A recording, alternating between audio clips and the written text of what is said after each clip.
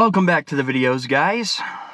First and foremost, before we start off, I just want to say thank you for all of the love and the support that the channel has been getting. We are now at, I think, 517 subscribers at the time of filming this video.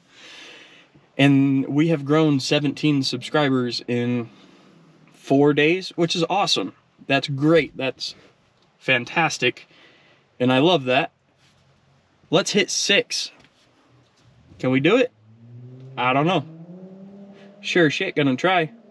Let's hit 600 by the end of October. That is my goal. If you guys could take 1 second, if you're not subscribed already, go ahead, scroll down, hit that subscribe button for me, and turn on post notifications. Now, let's get started with the video. Oh, one more thing.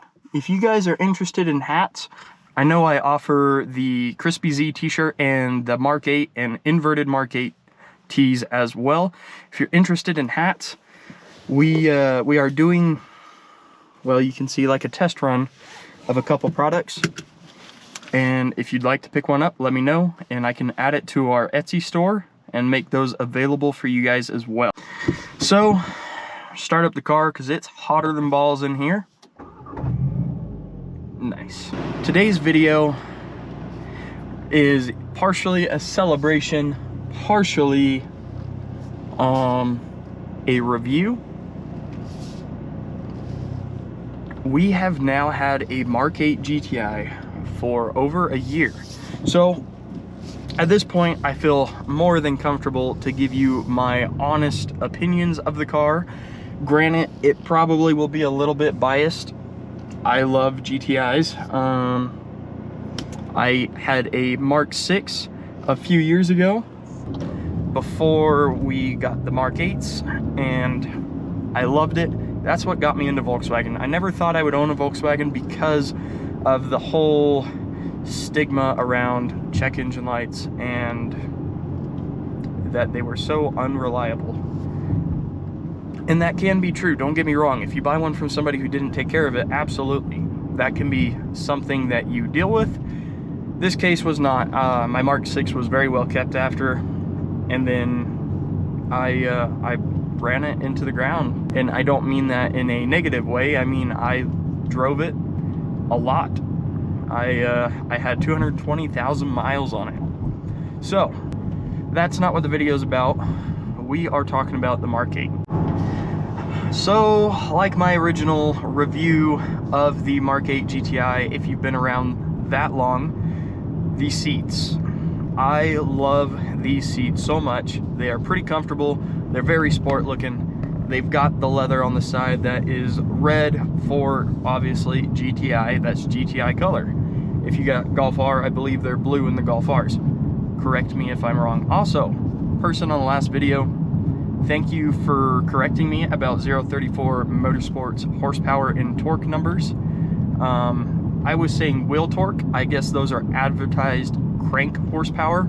So just take that as it is. I was wrong, and thank you for correcting me. So, as I was saying, the seats are nice. I do wish that they were either full manual or full electric, but that is neither here nor there, not really a big problem. Overall, the seats are awesome.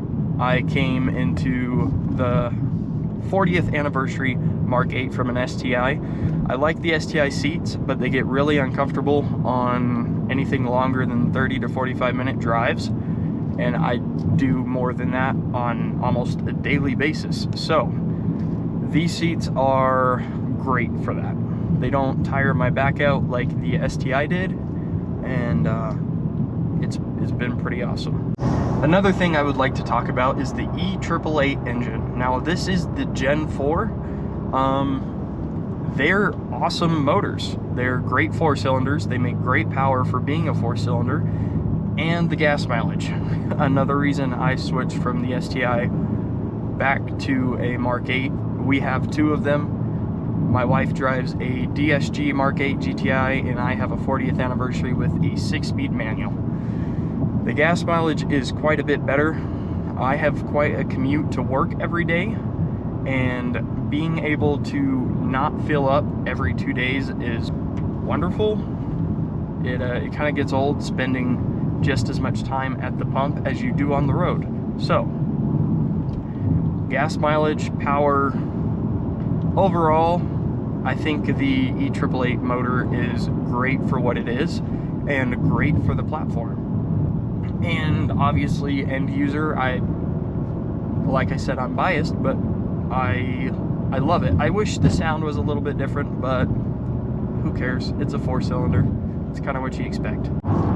One other thing that I really like that I hadn't experienced until I got the 40th anniversary was the adaptive dampening system, or the electronic dampening system.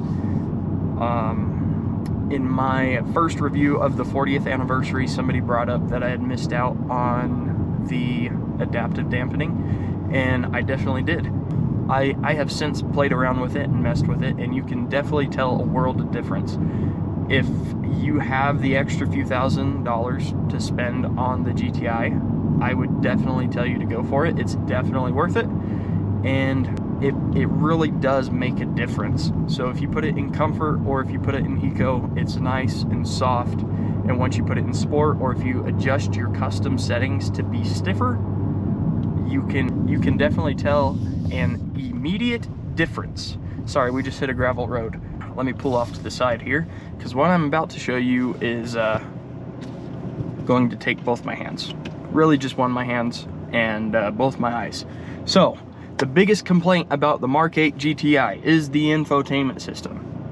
And I would have to agree and disagree with this statement. On the 2023 model, at least my 40th anniversary edition, I have not had any issues with the steering wheel or the infotainment system. On the 40th, it's got the red stitching, which I think comes standard on GTIs now instead of the black stitching, and this newer Volkswagen emblem. But if you want to do anything, and this is negative. This is negative or neutral, however you want to take it. You want to switch your ESC system, you have to go through this whole process instead of actually just holding a button. And the second you do that, it'll turn off. It'll bring a light on the screen down there and in the corner. But if you use cruise control, if you happen to use cruise control while your ESC system is turned off, it'll turn it right back on. And then you'll have to go through the process again, which I don't really know how to feel about that. I wish it would just stay off, but that's how it works.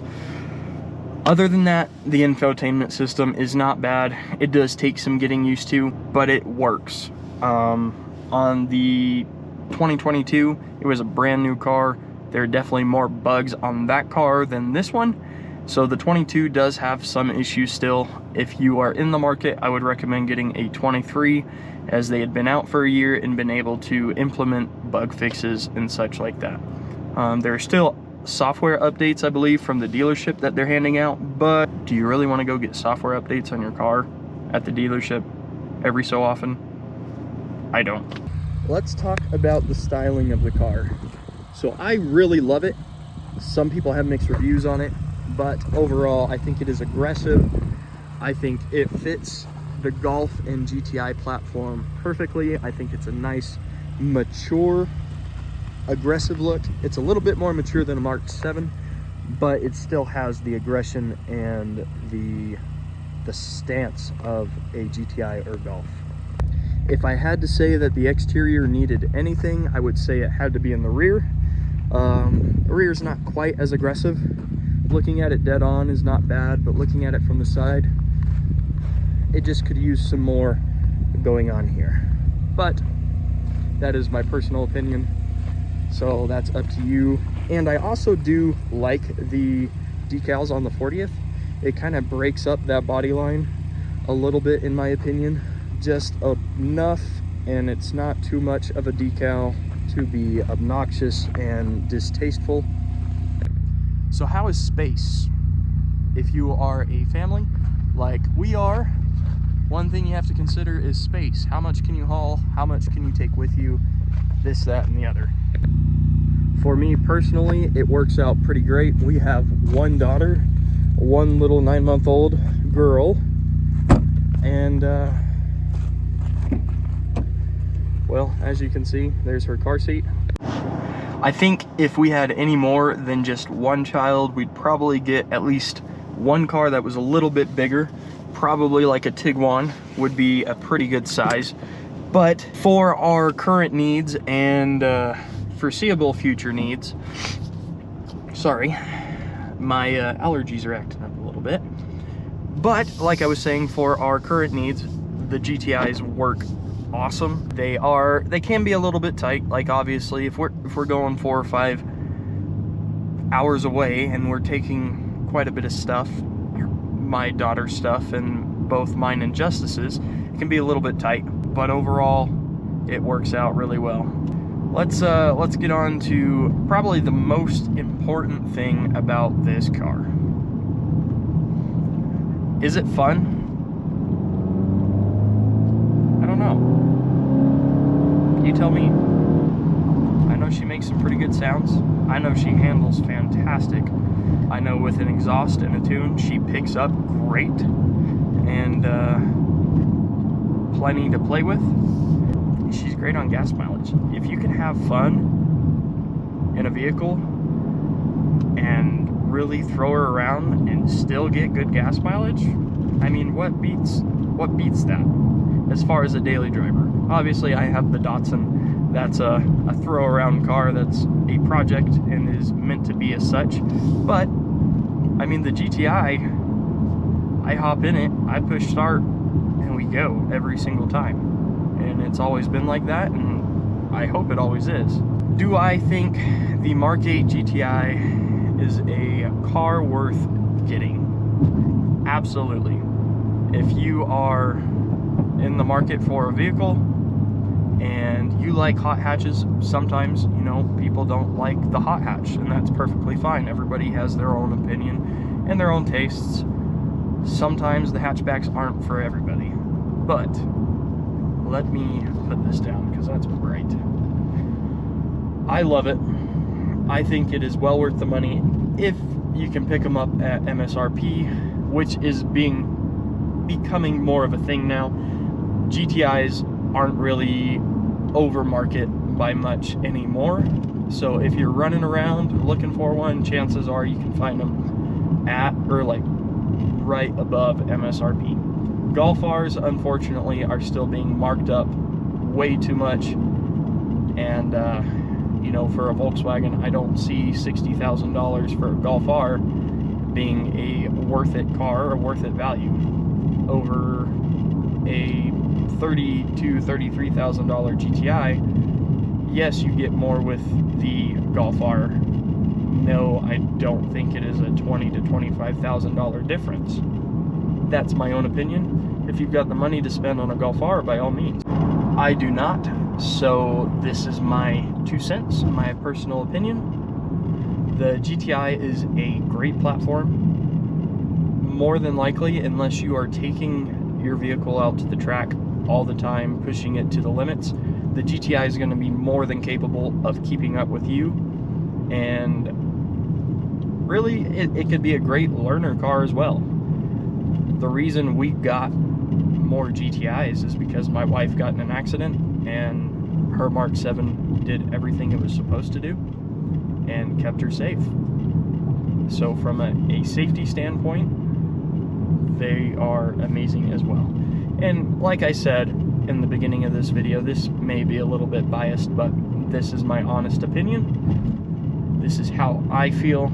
If you're in the market, go ahead, do your own research.